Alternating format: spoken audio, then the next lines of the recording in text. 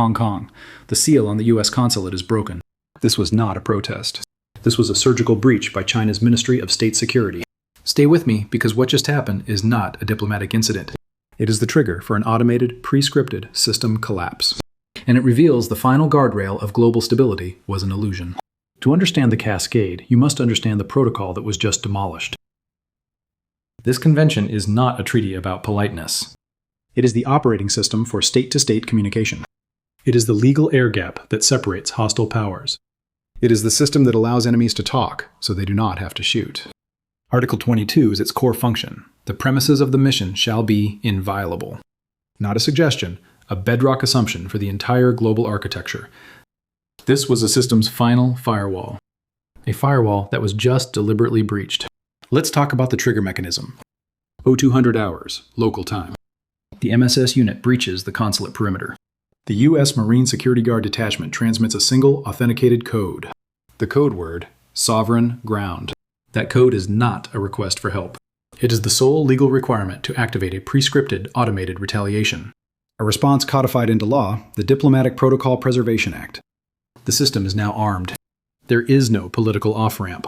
Let's talk about the financial weapon this breach just unleashed. The Sovereign Ground Transmission is a digital key. It unlocks the International Emergency Economic Powers Act, IEEPA. This authorization is transmitted directly to the Treasury's Office of Foreign Assets Control, OFAC. Automated directives are sent to the Federal Reserve and all U.S. financial institutions. The freeze order is instantaneous. Not one target, the entire Hong Kong banking sector. The number?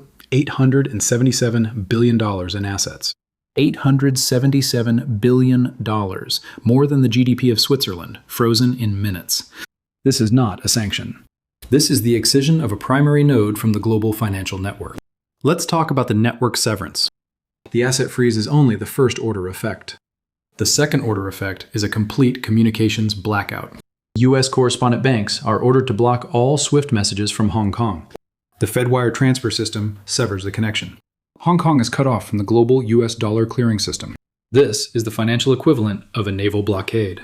A blockade executed by algorithm in 5 minutes. Let's talk about the diplomatic cascade.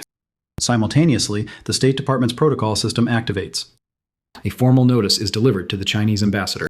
All 300 accredited diplomats from China are now persona non grata. They have 48 hours to exit the country. The entire U.S. diplomatic mission in China is recalled. The legal air gap is sealed shut. The foundational system for de-escalation is the first casualty of the escalation. Let's talk about the civilian cost.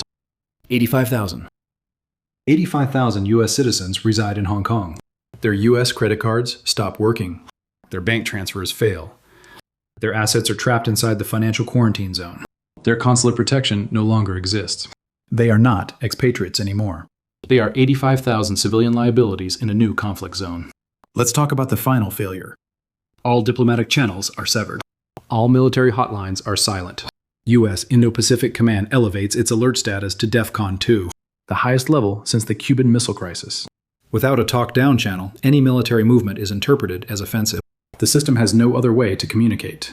The destruction of the diplomatic sanctuary defaults the entire relationship to military logic. Here's what this means from this morning forward. The catastrophic failure was one of imagination.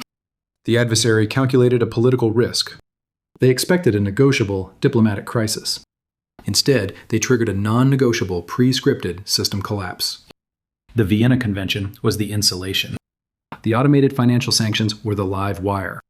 And the Diplomatic Protocol Preservation Act was the thermal bridge that connected them. It coupled the kinetic domain directly to the financial domain with no circuit breaker. From this morning forward, it means the assumption of inviolability is dead.